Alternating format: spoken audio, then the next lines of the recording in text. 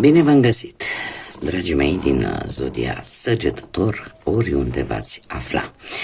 Bine ați venit tuturor pe canalul meu, Tarot Flor de Loto. Numele meu este Nina, pentru cei care nu mă cunosc. Și ca de obicei mă bucur să vă am alături la fiecare lectură, atât pe dragii mei abonați, cum de asemenea și pe cei care poate sunteți pentru prima oară aici pe canal. Azi voi face o lectură temporală, fără limită de timp, așa cum v-am obișnuit. O lectură pe care voi să o puteți viziona oricând doriți sau atunci când apare în viața voastră. Desigur, dragii mei, nu uitați un lucru important, și anume faptul că voi sunteți cei care vă construiți viitorul. Așa că vă rog din suflet să-l luați decât acele mesaje care rezonează cu voi, iar restul lăsați-le să zboare în univers, pentru că sigur sunt pentru alte energii care într-o mai mică sau mai mare măsură au o legătură cu zodia Săgetător. Spuse toate acestea, haideți să vedem pentru toți cei care aveți Soare, Lună, Venus, ascendentul în zodia Săgetător. Această lectură este de asemenea și pentru voi. Și haideți să vedem cu acest minunat oracol Sibila ce situații, ce energie surprindem. Aici un mesaj aparte față de cele care vor urma despre o prietenie sinceră, sau mai bine spus, un amic, o amică sinceră. Dacă unii dintre voi probabil și-or fi pus întrebarea dacă o anumită energie, o anumită persoană este un prieten sincer sau nu, se pare că avem răspunsul aici. Bun, haideți să vedem.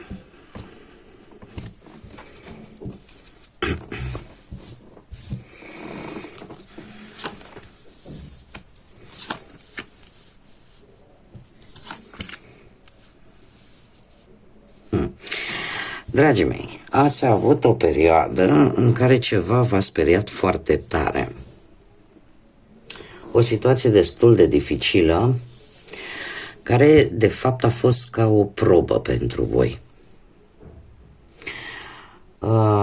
Nu a fost ceva foarte agreabil, dar cumva trebuia să se întâmple. Și vouă posibil să vă fi pus la probă anumite abilități. Acum, e posibil să fi avut o perioadă, să zicem așa, un pic negativă, dar peste care ați știut să treceți. A fost ceva pasager, dar peste care voi ați știut să treceți. Și în acest moment, cu protectorul, avem o persoană cu o anumită putere sau cu anumite relații care, într-un anume fel, te-a ajutat să traversezi această perioadă destul de dificilă, în care, cum am mai spus, ai fost supus unor probe. Ar putea fi probe de sănătate, ar putea fi probe, nu știu, poate la locul de muncă. În orice aspect al vieții, da, voi îl adaptați. Cert este că există cineva care vă oferă un sprijin destul de puternic. Următoarea perioadă pentru voi, dragilor, vine cu un pic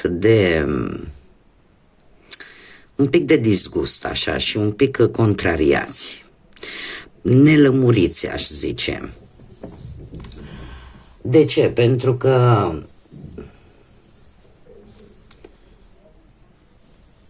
ori voi veți face ceva, veți depune un efort, veți consuma din energia voastră pentru a vă ieși ceva în mod deosebit, și posibil lucrul ăsta să nu iasă chiar așa cum v-ați fi dorit voi.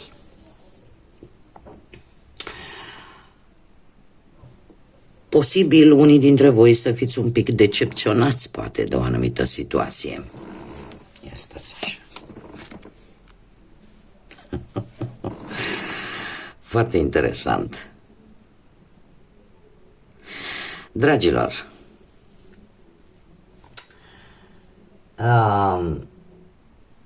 E posibil ca unii dintre voi să fiți prea dependenți de o anumită persoană sau de o anumită situație și posibil să vă comportați un pic infantil, ca să zic așa. Să aveți senzația că nu puteți face nimic fără o anumită persoană, să aveți senzația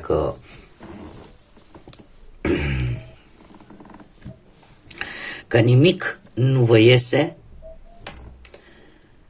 dacă nu există o altă persoană. Unii dintre voi e posibil chiar să nu fiți pregătiți pentru o anumită acțiune sau pentru o anumită situație, să nu vă simțiți voi în totalitate pregătiți să înfruntați respectiva situație.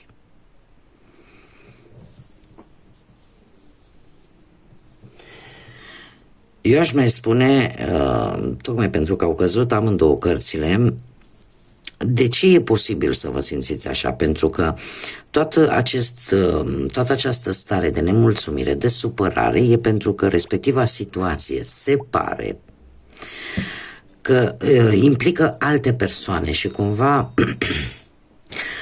ori rezolvarea, ori felul în care se va acționa sau în care voi veți acționa, cumva nu depinde doar de voi.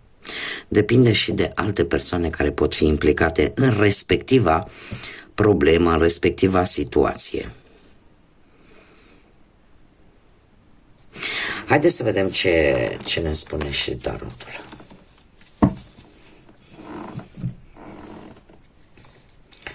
Să vedem ce ne spun bufnițele înțelepte. Acesta este denumirea acestui tarot cu care voi lucra astăzi.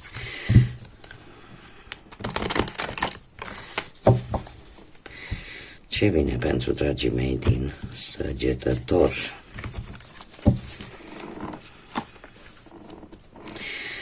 Un rege de cupe. Dragilor, așa cum bine am văzut, există aici o persoană care încearcă să vă protejeze. Nu știu dacă zodiile de apă vă spun ceva, Rac, Pești, Scorpion, dar se pare că indiferent cât de dificilă este o anumită situație, ori voi puteți împrumuta aceste caracteristici ale regelui de cupe, adică să vă mențineți calmul, măsura, înțelegerea, da? Și să fiți un pic mai diplomați, mai toleranți în a rezolva posibil pentru unii un anumit conflict. Dacă nu, atunci vorbim de o energie care cumva încearcă într-o manieră diplomată, într-o manieră cât mai, cum să spun eu, cât mai calmă să rezolve o anumită situație. Ce nu prea este în favoarea voastră? O pierdere de bănuți sau în principal, sau o pierdere de ceva. Cinciul de monede îmi vorbește de anumite adversități, în special materiale, dar ne poate vorbi de asemenea de poate o pierdere a unui job, sau de faptul că să vă simțiți singuri, sau de faptul că nu câștigați suficient, sau de faptul că vă simțiți abandonați, da? Fără să luați în calcul faptul că există persoane care vă pot ajuta. Iar asta joacă în continuare în defavoarea voastră. Faptul că nu vedeți, de fapt, că există portițe de ieșire din această situație. Ce ar mai fi de spus? Nu știu, poate unii dintre voi ați pierdut locul de muncă sau sunteți pe punctul de a-l pierde. La fel, fiți atenți, pentru că știți cum e, când o ușă se închide, o alta se deschide. Nu rămâneți blocați pe ideea negativă că ați pierdut ceva, indiferent ce, și că de acolo nu mai puteți ieși. Nu.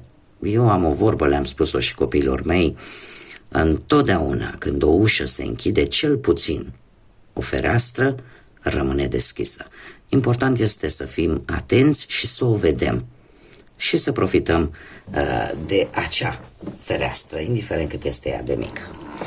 Ce este în favoarea voastră? Un 4 de cupe.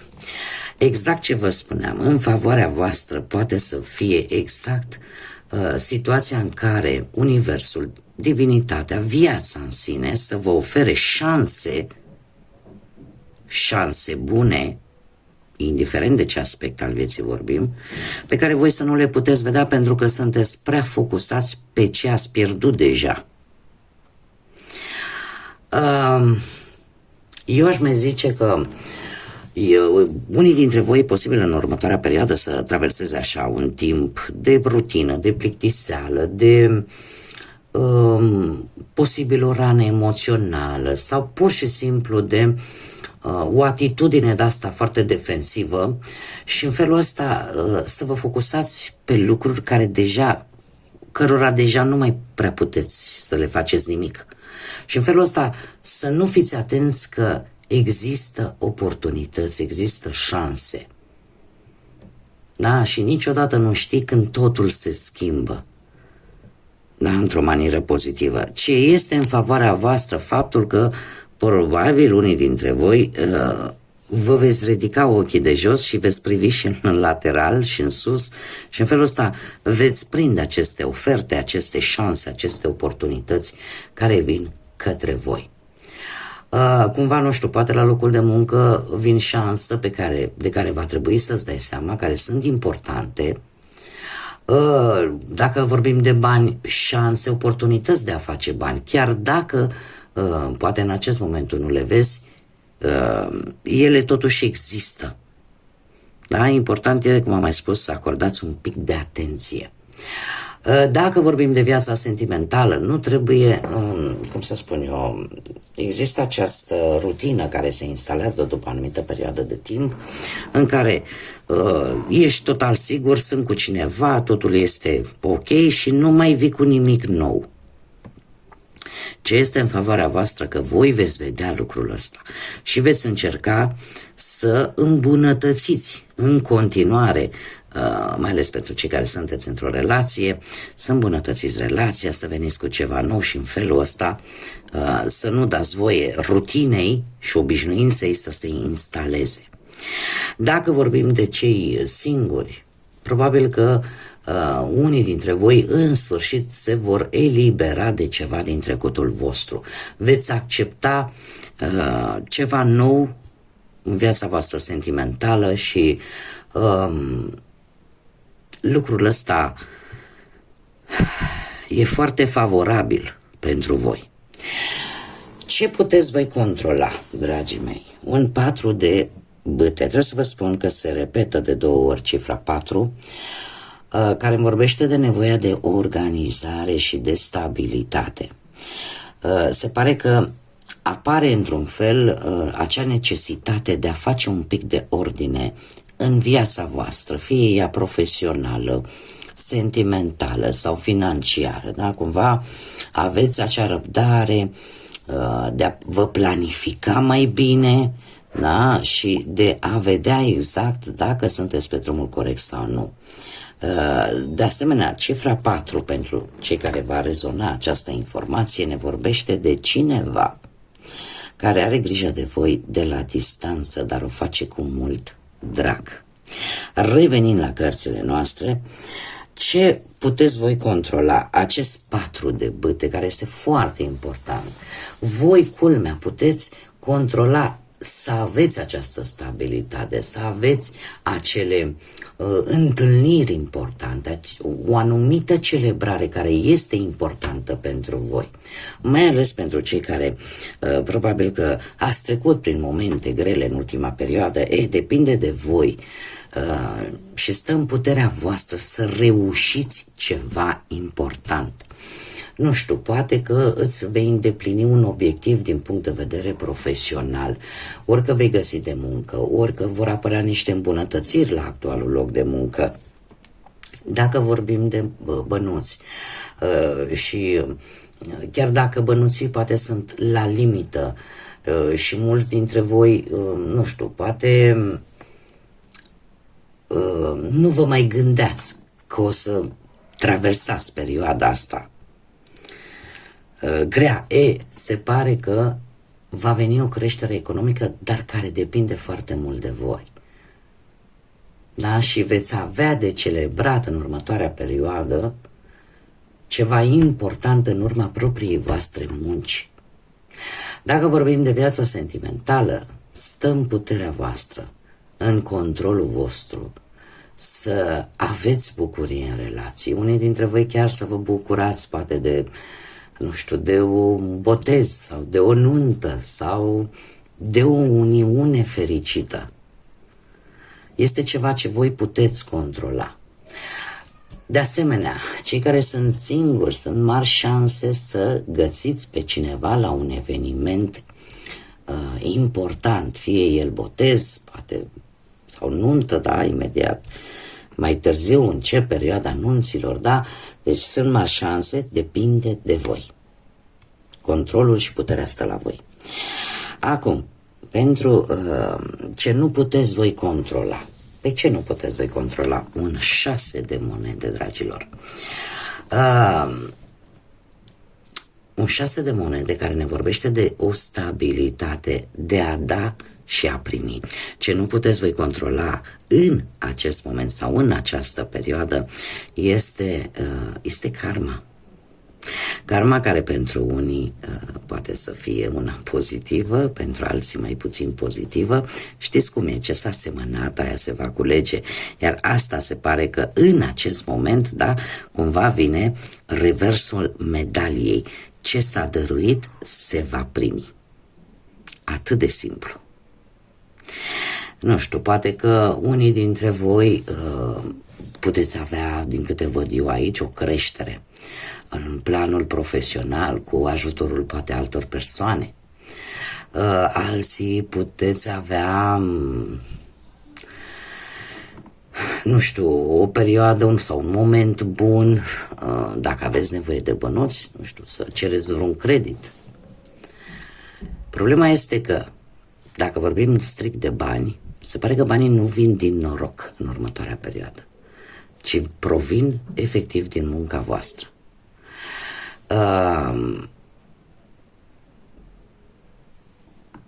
E posibil, mai ales pentru cei care ați traversat poate o perioadă destul de potrivnică în ceea ce privește bănuții, să vă vină un ajutor. Să vă vină un ajutor neașteptat. Da? Dintr-un motiv compasiv, aș zice. Compasiv și să țină strict de ceea ce voi ați făcut în trecutul vostru, să aibă acel impuls karmic, iar asta voi nu puteți controla. Dacă vorbim, nu știu, de viața sentimentală, există șansa ca în pereche să apară, culmea, această compasiune. Iar cu ea să vină armonia, să vină înțelegerea în pereche și să vină acel echilibru cu care vine, desigur, acest 6 de monede. Dacă vorbim de cei singurei, trebuie să știți că sunt mari șanse să cunoașteți pe cineva foarte generos. Dar nu-l veți cunoaște așa întâmplător, nu, îl veți cunoaște prin intermediul unor cunoscuți, unor persoane cunoscute. Și este ceva ce, desigur, voi nu puteți controla. Haideți să vedem ce mesaj are acest oracol pentru cei care sunt interesați mai mult de viața sentimentală. Un mesaj, te rog, pentru dragii mei din Săgetător. Și avem două mesaje. Avem copiii, viața ta amoroasă, sentimentală se vede influențată de copii. Și încă un mesaj care spune în felul următor: lasă să plece fostul sau fosta, pentru că a venit timpul să îți purifici energia. Deci aici, clar, sincer să fiu, prea multe de comentat nu am vis-a-vis de aceste două mesaje și eu aș spune că mie îmi sună că sunt două mesaje care cumva se contopesc. Deci e clar că pentru unii dintre voi viața voastră sentimentală se vede influențată de către prezența copiilor. Iar faptul că există o situație care poate implica de asemenea și acest lucru cu vis-a-vis de copilași, dar există o situație în care unii dintre voi poate că ar trebui în sfârșit să lăsați în urmă aceste așteptări pentru unii dintre voi vis-a-vis de vreun fost sau de vreo fostă, pentru că a venit momentul ca voi efectiv să vă curățați. Să vă curățați propria voastră energie, să lăsați ce a fost în trecut să rămână în trecut. Ce este momentul să lăsați trecutul în urmă și sau poate să lăsați trecutul în urmă și să o luați de la început cu un început proaspăt. Exact cu acea inocență a copiilor. Haideți să vedem un mesaj general pentru dragii mei din Săgetător. Un mesaj, te rog. Nu ascunde sau nu te ascunde. Ce ne spune? Îndrăznește să visezi a lo grande. Da, cum spun spaniolii. Deci, îndrăznește să ai visuri mărețe, să ai vise mărețe. Adu-ți aminte de tine și că totul poate deveni realitate, totul este posibil. Nu-ți ascunde talentele și abilitățile, dar folosește-le pentru a-ți construi propria ta lume. Este un îndemn de a nu vă ascunde în spatele unor prejudecăți. Este un îndemn de a profita de acele abilități pe care unii dintre voi poate le au, abilități speciale. Voi ca și zodie, da, nu ascundeți acel entuziasm, acea sete de aventură, acea sete de cunoaștere. Și chiar dacă câteodată nu aveți voi chef așa să ascultați pe nimeni, cumva aveți, cum să spun eu, tot acest entuziasm care pe voi vă face să răzbiți în această lume, lăsați-o să iasă la suprafață. Fiți voi, de fapt și de drept. Îndrăzniți să visați la lucruri mari. Îndrăzniți să gândiți pozitiv, că totul poate fi posibil dacă se dorește cu adevărat. Și dacă există, cum am mai spus, acea sete să vrei să știi, să vrei să cunoști, să vrei să intri în situații și să nu-ți fie teamă. Nu degeaba sunteți aventurierul zodiacului, da? Pentru că voi sunteți într-o permanentă cunoaștere. Așa că, dragilor, este foarte simplu. Fiți voi și nu vă mai ascundeți. Folosiți-vă toate talentele, toate abilitățile pe care le aveți, să vă construiți acea lume pe care voi vă doriți. Bun, dragii mei, cam atât am avut de spus de data aceasta. Eu vă mulțumesc pentru atenție, vă mulțumesc pentru răbdare,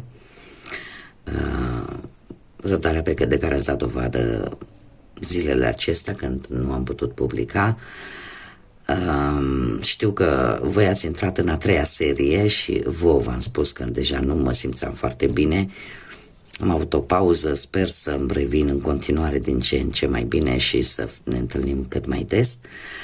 Oricum, până la o nouă lectură, eu vă doresc tot binele din lume și nu uitați, gândiți pozitiv și primiți acea energie pozitivă care să vă împingă către înainte și către ceea ce voi vă doriți. Până data viitoare, ca de obicei, numai bine vă doresc și să fiți iubiți, dragilor!